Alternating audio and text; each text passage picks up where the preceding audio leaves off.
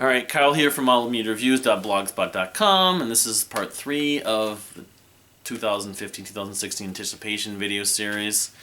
Obviously, I did the first two videos already. Obviously, there's going to be a lot of titles and albums that I won't include. And this particular one is just, I haven't even published whatever I'm anticipating, and there's a lot of stuff I'm just not going to remember and haven't even included yet, but I would just go through this as quickly as possible. Hopefully the other two videos were like 15 minutes long. Let's see here. I'd say I have the Reina Kendo CD in my hand. Of course, I have the cracked jewel cases, which happens frequently. The Reina Kendo are working on a record right now. If the Reina Kendo album comes out, that's a huge deal to me, and it might come out this year. I don't know.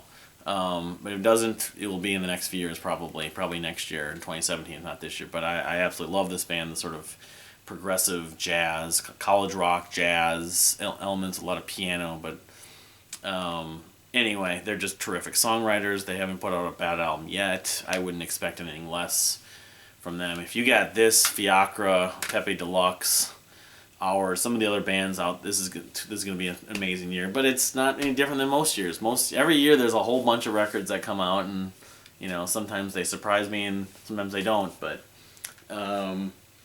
let's see. I have a list here, and I'll just kind of go through some names that I think there's a reasonable chance. East of the Wall, sort of progressive post metalcore band.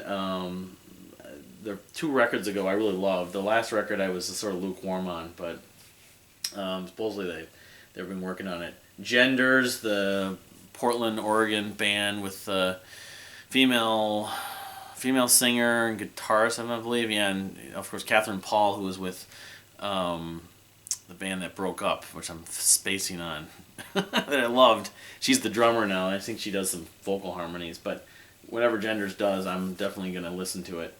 I Am the Morning, I think there's a very good chance I Am the Morning, because they're recording stuff right now. So the band from Russia that are on K-Scope label, it's Marjana, I forget her last name, and she's the vocalist, and then the other instrumentalist who arranged a lot of the pieces. Anyway, I Am the Morning, it's one word, no spaces. Certainly a band, if they put out an album, I'm going to check it out and be interested.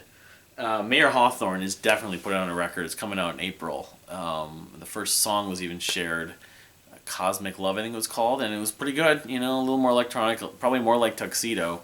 But the fiance, of course, is just a fangirl, for life. And I do really enjoy Mayer Hawthorne, every one of his records. The last one might be my favorite. I think they're all about equal. Where does this door go? The last one was.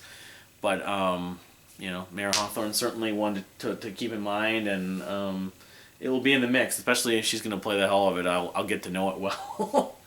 Let's see here. Painted in Exile, band that's been known for like 6 years, 5 or 6 years. Very Between the Buried and Me, like sort of in a lot of ways, sort of progressive metalcore. They put out 2 EPs. The last one was just terrific and showed a lot of potential. And then they had a lot of lineup changes and stuff like that. They're from like New York somewhere, or maybe Boston, out east. But anyway, they're supposedly recording, and I assume that they have a vocalist. They put out a song in 2015, I remember, and it was pretty good, but I haven't really gone back to remember how much I loved it. But certainly, if Painted in Exile puts out an album, I'll definitely be checking it out. Sort of in the vein of Native Construct and the bands that are definitely influenced by Between the Buried and Me, but still kind of doing some of their own thing. But we'll see. Let's see here. Small Leaks Sink Ships, band that put out my favorite record from 2014, 2015, are working on a record right now, so it might come out, and that was a terrific record. So even though they spent a lot of time on that record, sometimes you just gotta strike the iron while it's hot. You get lightning in a bottle. I can't. If that ends up in the mix and being close as good as Face Yourself and Remove Your Sandals, well, again, put that in the mix for a contender for my favorite record of the year. Spawn of Possession, technical death metal band, certainly a lot of people love, one to definitely keep in mind. Some local bands in Minnesota, Rising Side, it's been like 4 years, and they haven't put out an album with their new guitarist. Definitely sort of Coheed and Cambria influence, progressive rock, definitely looking forward to that if they do put out a record. It's more of a time thing. The Mute Gods, this project with Nick Beggs and I want to say Marco Miniman too, members of Steven Wilson's band, but Nick Beggs actually does vocals. A lot of people have already heard it already. I haven't checked it out, but it's an album I'll definitely be looking into, checking out. It's not as proggy as you might expect, and it's not instrumental fusion kind of stuff like that Marco Miniman and Guthrie Govan have done. So, and Nick does, it's more modern rock, I guess, but it has the proggy elements, which might be right up my wheelhouse. Carnival, even though my love for them is not what it once was, I'm glad they're around, and I'll certainly check out the record. It's been now 3 years since their last record, so, and I know they've posted some stuff online the last few years talking about recording and things like that. Some other possibility. I am a bunch of local bands. I'll just go through them. Between Two Skies, Bryce plays drums, of course, who I love. Bubble Math. Ideology, the drummer from Ideology I'm a friend with, and he's a big Mike Portnoy fan, Porcupine Tree, Tool, Opeth fan, and their music is, you can just kind of guess almost what kind of music they would be creating, but I only heard some of it live, so who knows. It should be coming out at some point soon. Let's see here, who else? Sculptured, long-awaited follow-up to their 2008 record, Embodiment. Don Anderson of Agalock's more proggy project with samples and stuff like that and piano.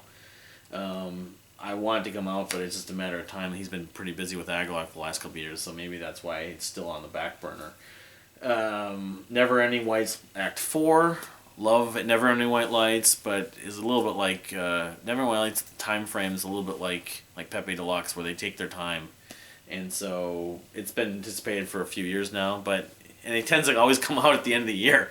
So if we're sitting here October, November, and it's announced it's coming out, I wouldn't be surprised. But I'm waiting on my vinyl from that the anniversary single of The Grace. I'll probably try to show it when I do get it from the first Never Ending White Lights album.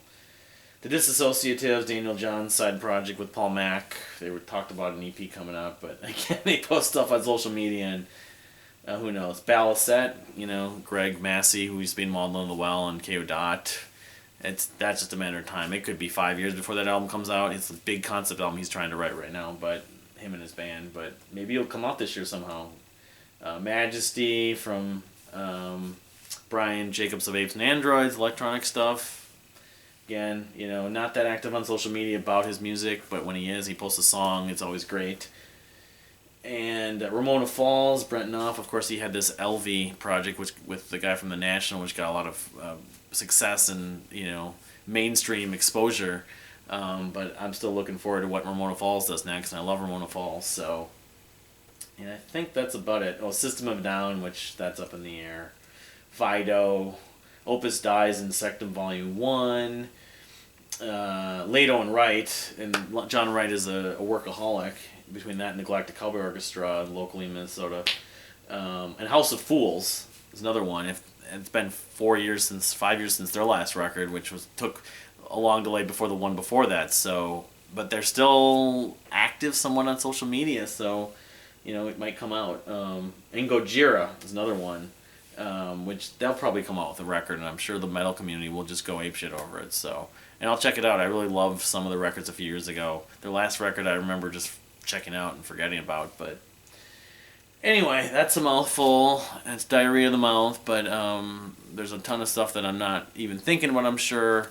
But this is going to be another great year, but not really much different than most years, I'm sure. I'll have a lot of albums I'll love, a lot of albums that I'll kind of be a little disappointed, some albums that will come out of nowhere, and some bands I've never heard of or maybe heard of once and come out and just blow me away, I'm sure. So I hope whatever you're looking forward to comes out too. Let me know what you're looking forward to most in this current and future season of music. Thanks. Bye.